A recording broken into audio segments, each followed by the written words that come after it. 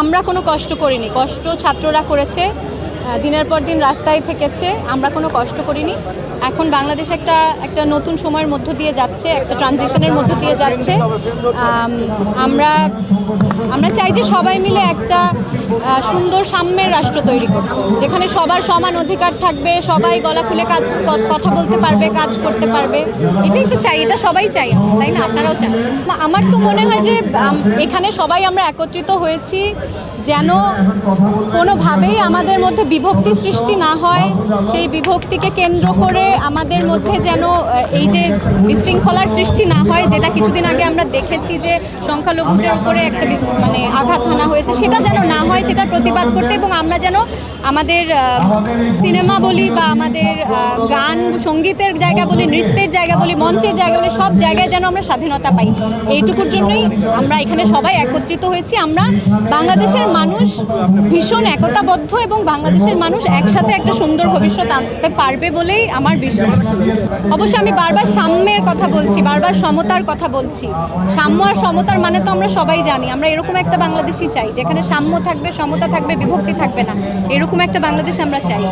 আর এটা এখন আমি বারবার বলছি, একটা নতুন সময়ের মধ্য দিয়ে আমরা যাচ্ছি। এরকম সময় আমরা আগে কখনো দেখিনি। আমাদের সবাইকে ধৈর্যশীল হতে হবে, পর্যবেক্ষণ করতে হবে এবং আমরা কি চাই আমাদের সেটা মন খুলে বলতে হবে। না, আমরা এখন কোনো বিভক্তি চাই না। কে কথা বলেছে কখন সেটা তাদের ব্যক্তিগত জায়গা। আমরা সবাই একতাবদ্ধ হয়ে এখন আমাদের সামনের কথা ভাবতে হবে, পেছনের কথা ভাবলে এখন চলবে না।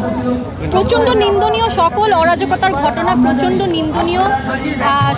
এইভাবে বিভক্তি সৃষ্টি করা হচ্ছে, এইভাবে অশান্তি সৃষ্টি করা হচ্ছে, সেটাতে আমরা নিরাপত্তাহীনতায় ভুগছি সবাই, আমরা সাধারণ জনতা সবাই, এবং সেটা তীব্রভাবে নিন্দনীয়। আমরা আবার অনেক সুন্দর এক্সাম্পলও তো দেখেছি, তাই না? উদাহরণ দেখেছি আমরা কিভাবে পাড়ায় একত্রিত হয়ে আমরা ডাকাত প্রতিহত করছি, আমরা এই দুর্বৃত্তকারীদের প্রতিহত করছি।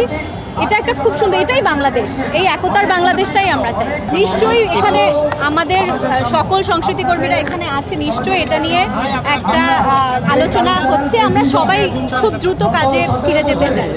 দর্শকে দেখছিলেন যে কথা বলছিলেন মিথিলা, তিনি যেমনটি বলছিলেন যে সোনার বাংলা নির্মাণে যে সকল স্বপ্ন মূলত বাস্তবায়নের কথা তারা বলছিলেন, সেই জায়গা থেকেই মূলত যে স্বপ্নের কথা বলা হচ্ছিল, সেই স্বপ্নগুলো নতুন করে উজ্জীবিত হোক, নতুন করে কাজের পরিধি বাড়ুক, নতুন করে সমৃদ্ধির জায়গাটা বাড়ুক, সোনার বাংলা নির্মাণ হোক। এই দাবিতে কিন্তু এখানে উপস্থিত সকল শিল্পীরাই বলেছেন, তারা বিভিন্ন দাবি দাবা তুলেছেন, বিভিন্ন কথা বলেছেন। সমতল থেকে পাহাড়ের যে বৈষম্য, সেই বৈষম্য দূরের কথা বলেছেন।